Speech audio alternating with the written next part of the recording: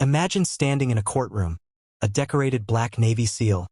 Your life's sacrifices mocked by a biased judge in front of everyone, until one phone call flips the entire case upside down, exposing secrets that will leave you speechless. This gripping true-to-life story of justice, betrayal, and redemption will keep you on the edge of your seat. Hit that subscribe button now and join our community to uncover more shocking stories of courage and comebacks. Don't miss out on this roller coaster of twists that's about to unfold. The courtroom was a suffocating cage of polished wood and stale air, its high ceilings doing little to ease the weight pressing down on Lieutenant Marcus "Hawk" Jackson. A black Navy SEAL with 15 years of service, Marcus sat at the defendant's table. His dress blues crisp but his heart heavy. His broad shoulders, scarred from missions in deserts and jungles, slumped slightly under the scrutiny of the packed gallery. The judge, Honorable Clarence Whitaker, a wiry man with a perpetual scowl, stared down from the bench, his gavel resting like a guillotine. Marcus was on trial for assault, accused of attacking a civilian, Richard Hensley, outside a bar 6 months ago. The charge was a lie, but the evidence, grainy security footage and Hensley's testimony, painted Marcus as a violent thug. The truth? Hensley, a wealthy local businessman, had provoked Marcus with racial slurs and a physical shove. But the courtroom wasn't interested in truth today. It was interested in spectacle. Whitaker's voice cut through the murmurs. "Mr. Jackson," he said, his tone dripping with disdain. "A Navy SEAL should know better than to brawl like a street hoodlum. Your kind, military or not, can't just throw punches and expect a free pass."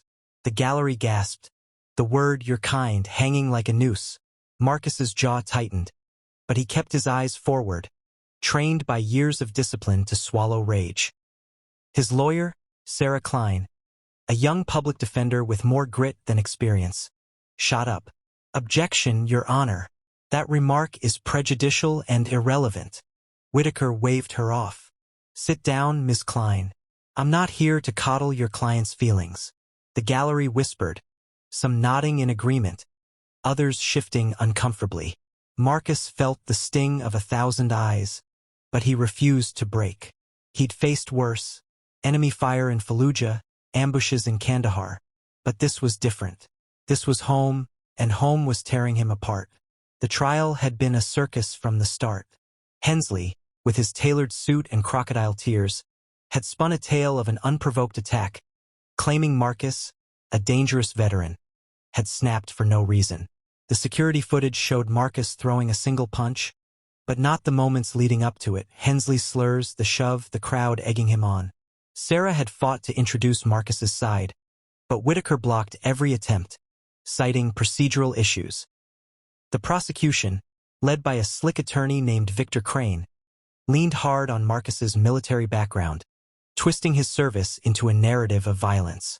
"A man trained to kill," Crane said in his opening, "has no business walking free." The jury, a mix of working-class locals and a few affluent types, seemed swayed. Marcus could see it in their eyes, fear, judgment, and something uglier. Marcus's mind drifted to that night. The bar, Rusty's Tavern, was a dive on the edge of town, a place where veterans like him could blend in. He'd been nursing a beer, trying to forget the nightmares that still woke him. Screams of fallen teammates, the blast of an IED. Hensley, drunk and loud, had zeroed in on Marcus, slurring, "You don't belong here, boy." The word hit like a bullet, but Marcus stayed calm until Hensley shoved him, spilling his drink. The crowd laughed, and something in Marcus snapped. Not the SEAL, but the man who'd endured too much. One punch, clean and controlled, had dropped Hensley. Now, that moment was being used to destroy him. Back in the courtroom, Sarah called her first witness, a bartender named Joey who'd seen the whole thing. Joey, a wiry kid with tattoos snaking up his arms, testified nervously. Hensley was drunk, picking a fight, called Marcus, the N-word, pushed him first. Crane pounced, twisting Joey's words, painting him as an unreliable drunk. Whitaker sustained every objection Crane threw, and Joey left the stand defeated. Sarah's face fell, but Marcus gave her a nod. She was trying, and that meant something. Still, the trial felt like a freight train barreling toward a guilty verdict. The next day, Whitaker's bias grew bolder. During a heated exchange over Marcus's service record, the judge sneered, "I don't care how many medals you've got, Jackson. That doesn't give you a license to act like a savage." The courtroom froze. Sarah's pen dropped. Even Crane looked uneasy. Marcus felt the words like a blade, but he held his composure, his training kicking in. He glanced at the jury, seeing a mix of shock and discomfort. One juror, an older black woman named Mrs. Carter, met his eyes with quiet sympathy. She'd served as a nurse in Vietnam. Maybe she understood. Sarah fought back, introducing Marcus's commendations: Silver Star, Bronze Star, Purple Heart, trying to humanize him. But Whitaker cut her off. "This isn't a parade, Miss Klein. Stick to the case." The gallery buzzed, and Marcus sensed the tide turning against him. His mother, Clara, sat in the back, her hands clasped tightly, praying silently. She'd raised him alone after his father died in Desert Storm, teaching him to stand tall despite the world's weight. Seeing her now, frail but fierce, broke something in Marcus. He wasn't just fighting for himself. He was fighting for her, for every sacrifice she'd made. The prosecution rested, and Sarah called Marcus to the stand. He recounted the night with calm precision, his voice steady but raw. "I didn't want to fight," he said. "I just wanted to be left alone." Crane's cross-examination was brutal, painting Marcus as a ticking time bomb. "You're trained to kill, aren't you?" Crane pressed. Marcus replied, "I'm trained to protect." The answer hung in the air, but Whitaker's glare told Marcus it didn't matter. The judge was set on burying him. As the trial neared its end, Sarah was out of moves. The jury would deliberate soon, and the evidence, or lack thereof, was stacked against Marcus. That's when the first twist came. During a recess, a man approached Sarah in the courthouse hallway. He was tall, grizzled, with a military bearing and a scar across his cheek. "I know Marcus," he said quietly. "I was there that night, and I've got something you need." His name was Colonel James "Jim" Donovan, Marcus's former commanding officer, now retired. He'd been at Rusty's Tavern in the shadows and had recorded the incident on his phone.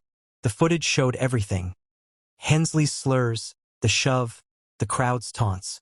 Sarah's eyes lit up, but Donovan warned her, "This won't be easy. Hensley's got connections. So does Whitaker." Sarah filed a motion to introduce the new evidence, but Whitaker dismissed it as untimely. The courtroom erupted in murmurs, and Sarah's voice shook with fury. "This is a miscarriage of justice, Your Honor."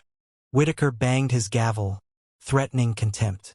Marcus felt hope slipping away, but Donovan's presence lingered in his mind. The colonel wasn't the type to back down. That night, Sarah and Donovan met in secret, digging into Hensley's background. What they found was the second twist. Hensley wasn't just a businessman. He was tied to a local real estate scheme, bribing officials to push veterans out of low-income housing. Whitaker, it turned out, was on the take. His rulings skewed to protect Hensley's interests. The next morning, as closing arguments loomed, Sarah received a call. It was Donovan, his voice urgent. "Check your email. Now." She opened a file, an audio recording of Whitaker and Hensley discussing payoffs, captured by an anonymous source. The third twist hit like a grenade. The source was Mrs. Carter, the juror, who'd overheard Whitaker boasting at a country club. She'd risked everything to record it, driven by memories of her own son, a veteran who'd faced similar prejudice. Sarah's hands trembled as she realized the stakes. This wasn't just about Marcus anymore, it was about exposing a corrupt system. Sarah marched into court, requesting a private meeting with Whitaker. In chambers, she played the recording. Whitaker's face drained of color, but he hissed, "You can't use this. It's inadmissible." Sarah smiled coldly. "Maybe, but the media will love it." The threat hung heavy. Whitaker knew his career was over if the recording leaked. He returned to the bench, visibly shaken, and allowed Donovan's footage into evidence. The courtroom watched in stunned silence as the truth played out. Hensley's slurs, the shove, Marcus's restraint until the final moment. The jury's faces shifted, guilt replacing judgment. But the twists weren't done. As the jury deliberated, Donovan got a call from an old SEAL buddy, now a senator's aide. The aide had pull with the Department of Justice, and they were already investigating Hensley's scheme. The final twist came when the jury returned. Not guilty. The gallery erupted, Clara sobbing with relief. Whitaker, defeated, adjourned the court, but not before Marcus stood, locking eyes with him. "I'm not your kind," Marcus said, his voice steady. "I'm better." The words landed like a verdict of their own. In the aftermath, Hensley was indicted, Whitaker resigned in disgrace, and Marcus's story spread, sparking a national conversation about veterans, race, and justice. He didn't want the spotlight, but he used it, speaking at schools about resilience, honoring his mother's strength. The call that changed everything wasn't just Donovan's. It was the collective courage of those who refused to let truth die in that courtroom.